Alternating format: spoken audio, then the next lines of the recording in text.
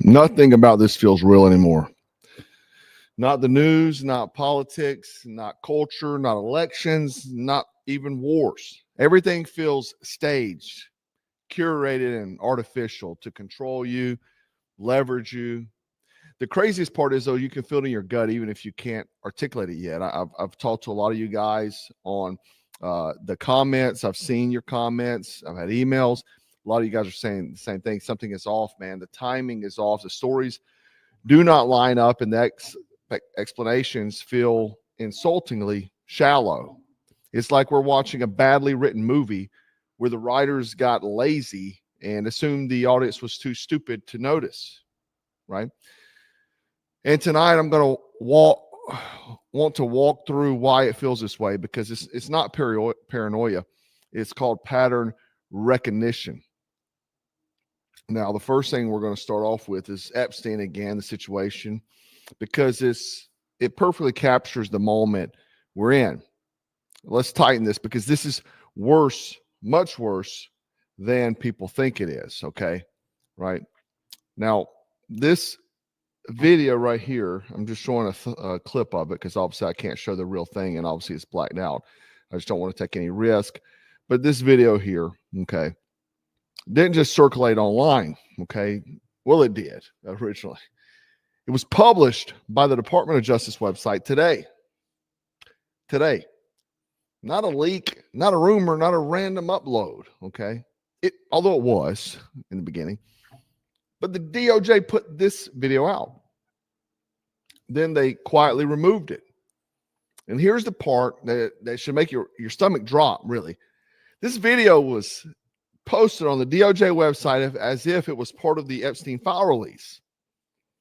What it was is this video was 5 years old. It came from YouTube. You can find the original creator there, that he clearly stated in his description that this was a 3D generated recreation.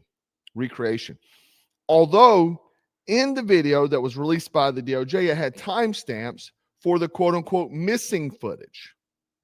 The missing footage that we were wondering about. Remember those clip minutes? This was the video they offered us. So did they not know they had a video in the cell? Right? Did they not know that they had a video on a cell? Did they have a video on a cell? Where's that footage at?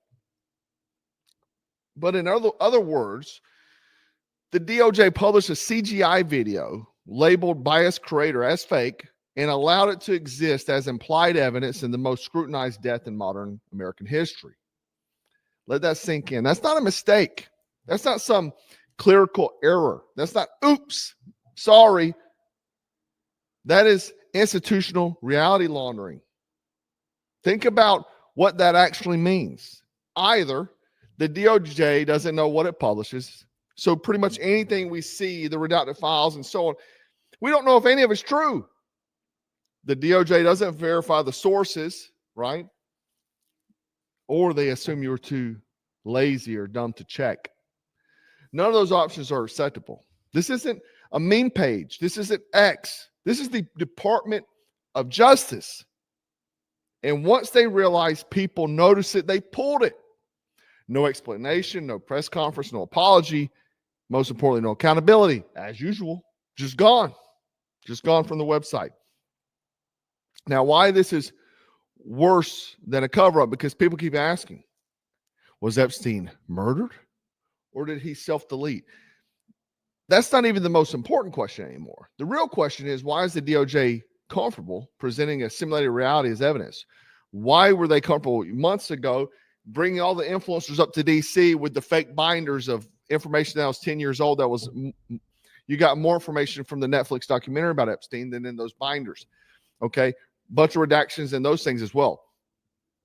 Or maybe when they release the footage and just so happens we found out from people that are professional video editors that the video was edited.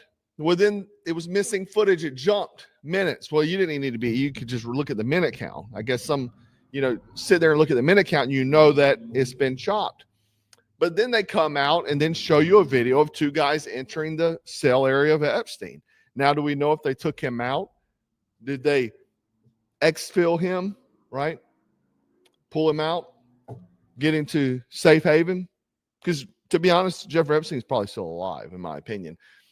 To go through this manner of workup, I would assume that you're probably alive.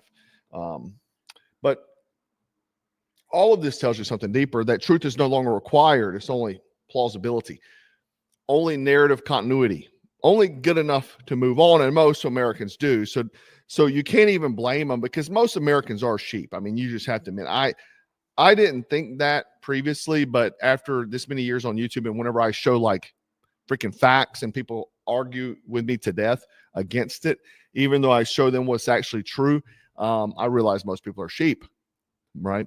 But not my late night live crew. You guys know what's up. You're here with me every night. And we just hit 700,000, by the way. Hopefully we stay there. I mean, we lose them every day, but because people can't handle the truth. You want the truth, you can't handle the truth, right? I love that movie, by the way.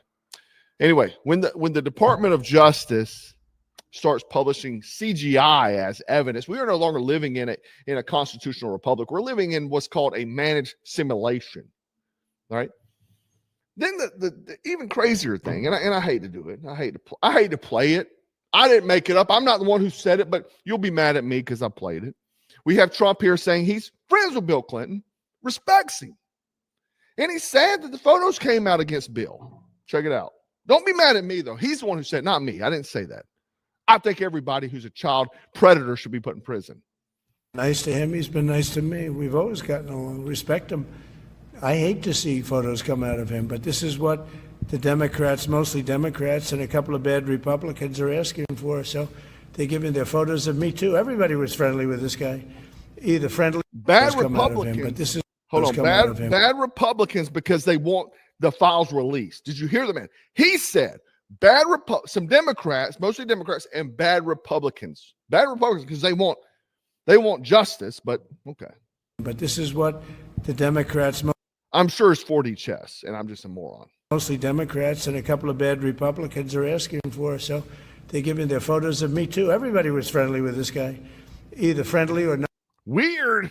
Friends with Jeffrey Epstein. Not friendly, but he was around. He was all over Palm Beach and other places. The head of Harvard was his best friend, Larry Summers. And Bill Clinton was a friend of his, but everybody was. I actually threw him out of Mar-a-Lago. And as a person that was in Mar-a-Lago, I threw him out. Mar-a-Lago is this. So he threw him out of Mar-a-Lago, and a lot of people misunderstand this because he said it a few weeks back. But he said he threw him out of Mar-a-Lago because he was taking his help. He didn't say anything about the predator stuff or none of that. He said because he was taking his help. He was hiring his help from him, from the massage parlor. But the thing is that for me, man, if what I get from this, right, and I could be an idiot. I mean, it's possible. It's quite possible. He said he was sad that the photos came out, and that that infers that you don't want justice. Of course he doesn't want the files, or else he would have released them with tactical teams hitting the homes the same day, rounding up these perps. Because that's what I would have did. You would have had news crews at all these big dogs' houses with tactical teams storming the freaking house. Hadn't heard the charges of Bill Clinton yet. Man, they've been sitting on the files. How long now? They spent $1 million redacting him. How much time have they spent to arrest these people? None. Nobody's being brought up on charges. They won't. Okay. But it's how it works. It's how the system works, guys. But then we have to layer on, if you want to, if you want to go this far. Matt Gaetz said in his interview with Tucker Carlson, he alleges that intermediaries tied to foreign interests contacted his father. And the message was, we have photos, you, underage girls, and we can make it go away. Then the punchline, hey, $25 million to shut him up, stop opposing foreign war funding, and stop rocking the boat. Check it out. Up to silence me, and Israel was involved. And I hate to say that. I was shocked to learn it, but there was a consulate official. Okay, this is amazing. So this is the charge that you were like trafficking underage girls. Absurd. And I don't even know what the charge was, but that was the headline. Matt Gaetz traffics underage women. It's like, oh my gosh, can't talk to Matt Gaetz anymore. Well, for us, the shocking moment was when my father, who's a prominent person in our community, got outreach from someone he had never met that said that there were pictures and images of me with underage prostitutes, and my dad needed to meet with these people right away. And so my dad, somewhat surprised and concerned, goes and talks to these people and says, "What in the world are you talking about?" And they said, "Well, Mr. Gates, we need $25 million from you to go and rescue a spy that is being held in Iran." Wow. Let me ask you something. Does that sound familiar? Because this is the exact same playbook that shows up over and over again. Epstein, anyone? Sex scandals, smear campaigns, career-ending allegations, all of it, right? And it happens to anybody. Dude, Matt Gaetz was like the man in there, right? People loved the guy. They kicked him out of D.C. Man, they ran Marjorie Taylor Greene off. Dude, if you oppose foreign wars or disrupt the money pipelines, you threaten the entrenched power, right? This isn't politics anymore. This is organized pressure. Here, listen to Lindsey Graham, right? Don's going to be backing him first thing on his first appearances down here in South Carolina, by the way. Is strong in the Republican Party. I can't imagine a nominee in 2028 being the Republican nominee. If you want to run for president as a Republican in 2028 and you don't show strong support for Israel, I don't think you can win. To our friends on the Democratic side, I hope you'll up your game. I hope you'll realize that Israel's not the problem. The problem for peace is. Yep, this is the new hats they're coming out with, by the way. I don't know if you've seen this. Get you guys one. Get you guys one.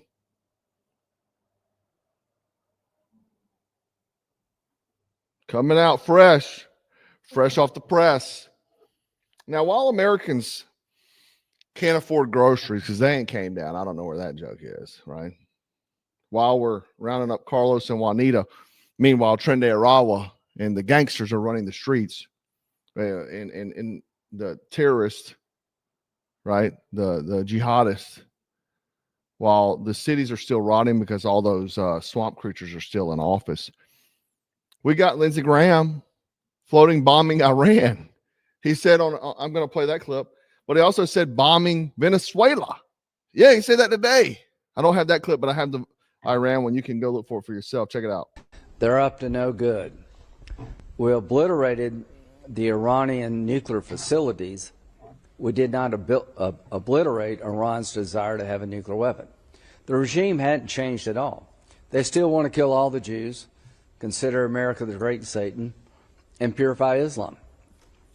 Are they regenerating their nuclear capability? Are they building more ballistic missiles that could hurt? Man, I've been hearing about these dudes building a nuclear bomb for the past 40 years. If they ain't done it by now, they're not going to do it, right? But then today said on CNN that we should just go on a bomb and run in Venezuela, okay? This is a dude that's always escalating conflicts Americans never voted for.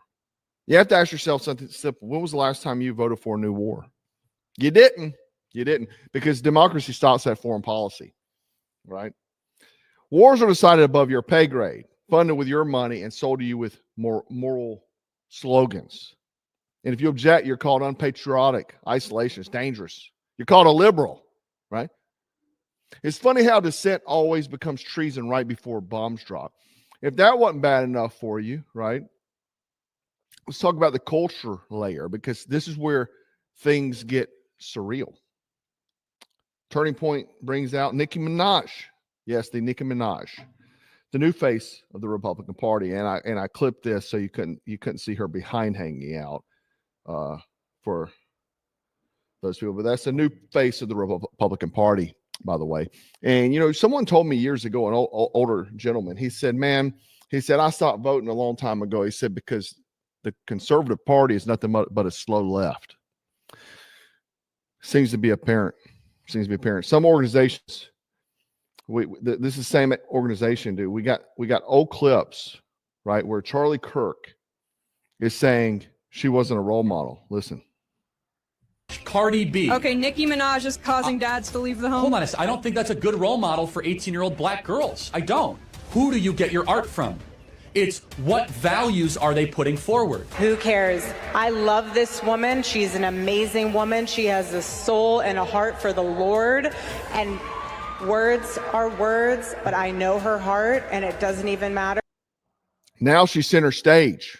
Check it out. Amazing role models like our handsome, dashing president. And you have amazing role models like the assassin J.D. Vance, our vice president. And when I say that,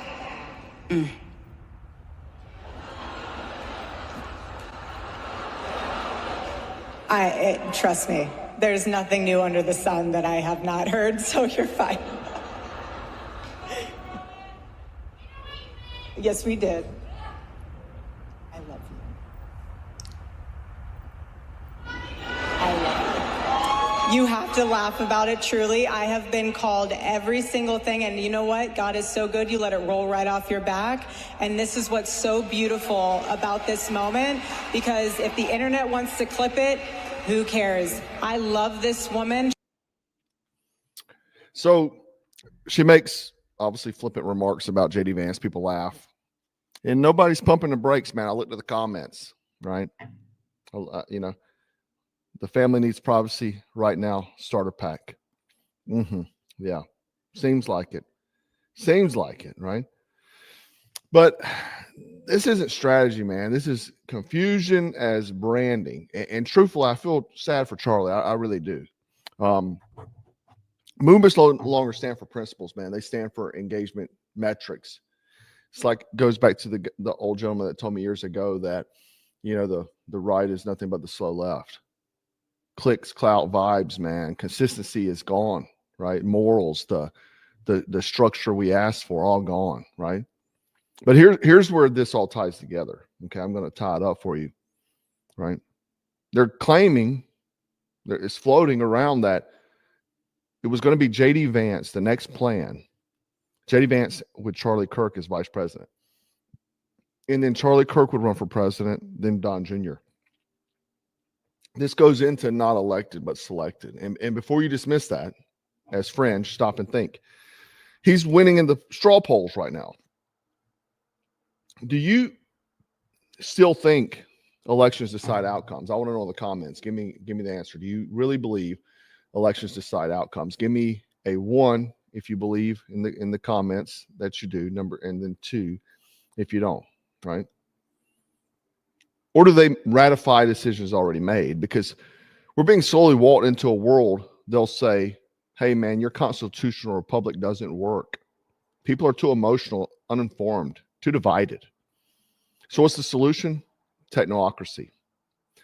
Ruled by the experts, the AI managed systems, algorithmic governance. This being floated by Peter Thiel and his homies that boosted and talked to Donald Trump straight away to select JD Vance, and they money rolled that. They put $200-something million in the Trump campaign for that, right?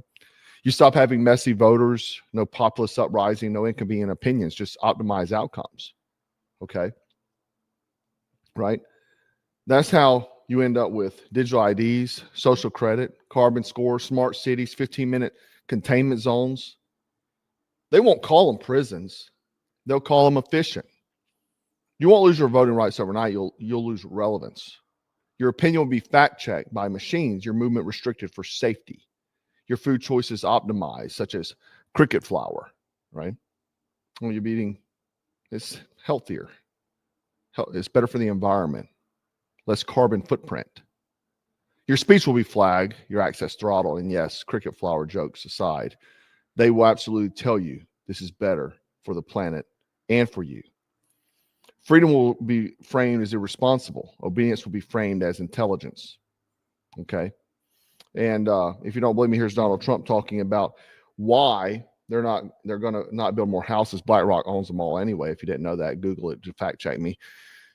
And they want those 50-year loans. They want you to live your entire life in one house. And see, that's not a common practice for most people. Most people buy houses, family grows, they get bigger houses and so on as they maybe save money, invest money, and so on. You talked in your address last night about housing. Yeah. Are you still considering a national emergency over housing? I'm looking at it. What would that look like? What would that mobilize? You know, there's two thoughts on housing. You have a lot of people have housing that because we have such a strong time and such a strong market, their houses are very valuable. It's a big part of their net worth, their house. I don't want to knock those numbers down because I want them to continue to have a big value for their house. At the same time, I want to make it possible for young people out there and other people to buy housing. In a way, they're at conflict. In other words, you create a lot of housing all of a sudden and it drives the housing prices down. So I want to take care of the people that have houses that have a value to the house that they never thought possible, that have sort of made them wealthy and happy. And houses that you live in don't make you wealthy, by the way. And if you don't believe me, you need to purchase the Financial Warfare Protocol where I talk about that. You don't invest in a house. It's not a thing. You have to live in it. So it's not money. It's not making you money per se unless you sell it. But then you still have to buy a new house. But so if you zoom out, you can kind of see why nothing feels real anymore, because it isn't. You're watching artificial narratives, manufactured consent, pre-selected leaders, simulated outrage, endless wars, and controlled opposition, all layered on top of collapsing institutions that no longer deserve trust, like the Department of Justice, Kash Patel. I saw him on the interviews talking about this and that. He was going to do this and he didn't do anything. Your brain knows this before your politics does. Okay, that's the discomfort people feel. That's the unease that you're feeling. That's why even fake videos feel plausible, because you don't want to believe it's that bad. When you say black people, you don't want to believe it, right? That's why I say lately, it's not even about left versus right, guys. It's about real versus fake. It's about truth versus performance, and good versus evil. Human agency versus managed reality. And the most dangerous thing you can do right now is pretend that everything is normal, because nothing about this is real anymore. And once you see it, you can't unsee it, unfortunately, right? But I think that's why you have to stay very well informed. You have to build your tribe and all those sort of things. Speaking of tribe, it's Christmas week. Okay. Hopefully you get to spend some time with your family. I want to drop some things real quick. If you've purchased from us before, we try to drop these Green Army men, not these, but into the packages. We put some in every one. But before, we were just buying masks. They probably came from Taiwan, China, I don't know. But I was able to find the guys that make these in America, Pennsylvania exactly. These are the ones from when we were kids, okay, the Green Army men. And I wanted to support American small business. So just so you know, whenever you order from now on, you'll get these. They're American-made Green Army men. And get, dude, every order you get one, get a whole platoon together. They're all cool. They look just like when you're a kid, and they're amazing. I know a lot of people email me about that. They're happy to get those. We kind of ran out because we're in the transition period. I just got the stock in. So you'll see those in upcoming orders. Like I always want to support American small businesses. Why this week, we're kind of a down week because it's Christmas. A lot of people are families and so on, but I wanted to drop some patches this week because patches are a huge thing for me. This is a leather Black Scout crest patch made by Golden Age Supply, American made. This guy he makes our camouflage wallets with the lock picks in them and all that kind of stuff. But a small business, he makes them by hand. This dude, I've been working with him for 10, 12 years, something on Black Scout, making Black Scout goods. Good guy, same values, and I always want to support people like that. But these leatherback patches made by hand, Velcro, so you can stick to your plate carrier. I already put one on mine, so very cool. We also have these American-made soulless patches, Safety of Life at Sea. So you can put these on your pack. What I like about these is they're kind of flat looking, but when you shine a flashlight on them, maybe if I have one right here. But you can see, I don't know if you can tell here, but because this flashlight's almost dead, I think. But anyway, it reflects like the dickens. Okay. So if you're kind of like Ranger eyes on the back of your helmet. So this is the FDE color. And this is American Small Business as well. They make a lot of the stuff for they make them for the military, but they're highly reflective. So you have them on your kit. You're walking a trail at night, you can spot your buddy. And then the most happiest one I'm happy about is Frostman 1 glow in the dark patch. This thing glows in the dark. Okay, so the white part of the snow party glows in the dark. This is the Frostman 1 morale patch. So all those are on site. That's what will be on site this week. The launch of those things. We want to keep it small, but wanted to keep American manufacturing and help American small business. Anyway, guys, check them out. Show your tribe. And anyway, guys, let me know your thoughts on all this information. And we're going to say, Frosty, stay strapped and always stay dangerous. Black Scout out. 2, 3. 1, 2.